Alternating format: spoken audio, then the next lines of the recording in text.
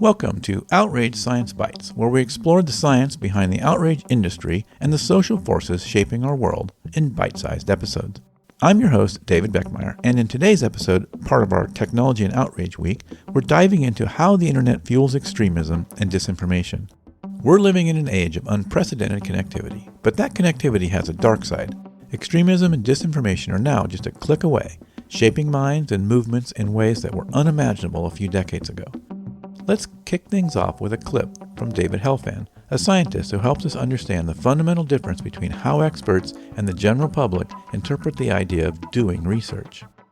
Yeah, well, the phrase that's most problematic these days is do your research, right?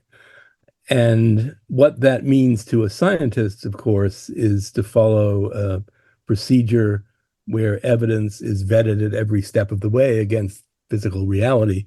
And sources are checked and double checked deep into their origins of the statement that you have.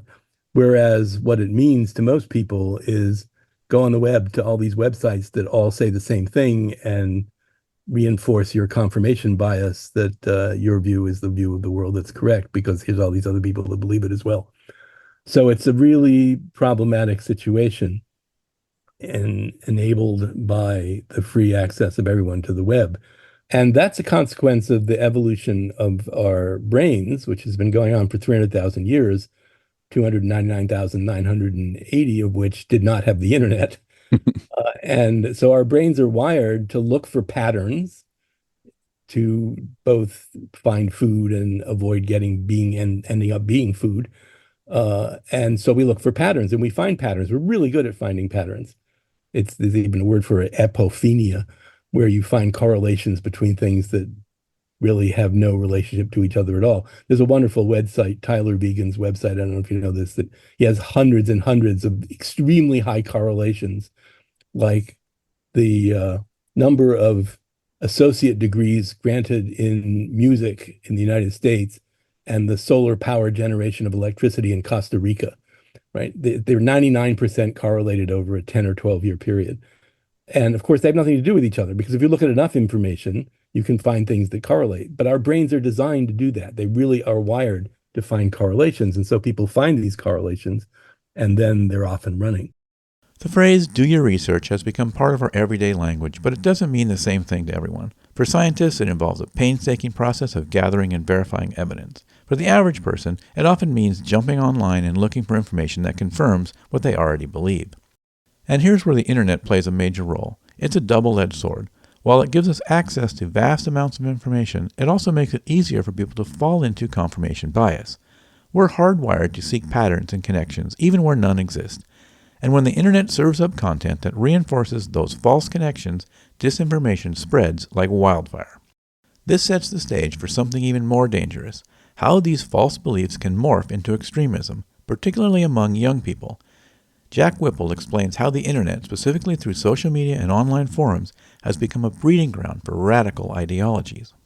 Obviously, the big change for the modern world in terms of young people's access to radical ideologies is through the internet, right? So many people can now just log on to the mainstream social media like Facebook, Twitter, now X, all that kind of stuff, or they can go into more radical forums like 4chan or even onto the dark web. And that's all easily accessible with some internet connection, as opposed to, 20 years ago when it was not that kind of international, if you like, in the sense you can connect with people wherever they are in the world who are spreading these beliefs. So youth radicalization, always an issue. It's been changing in the sense that before internet kind of stuff, it's much more like this local community level. Obviously, there's these countercultures like the skinheads, which develop some far-right extremist side of that, white nationalists, and they go explicitly to recruit young people, in person. They go outside schools.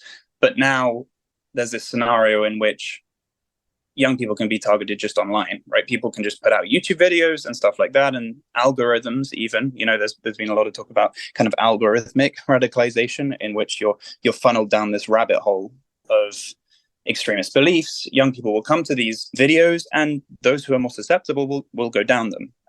The internet has revolutionized how people encounter extremist content. It's no longer about finding a local community or an in-person group.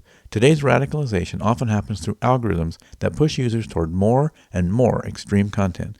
The personalized nature of social media means that the more you engage with a particular viewpoint, the more that viewpoint will be reinforced and amplified.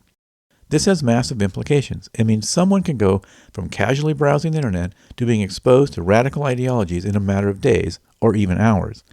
The algorithms are designed to keep people engaged, and often that means showing them the most extreme, attention-grabbing content.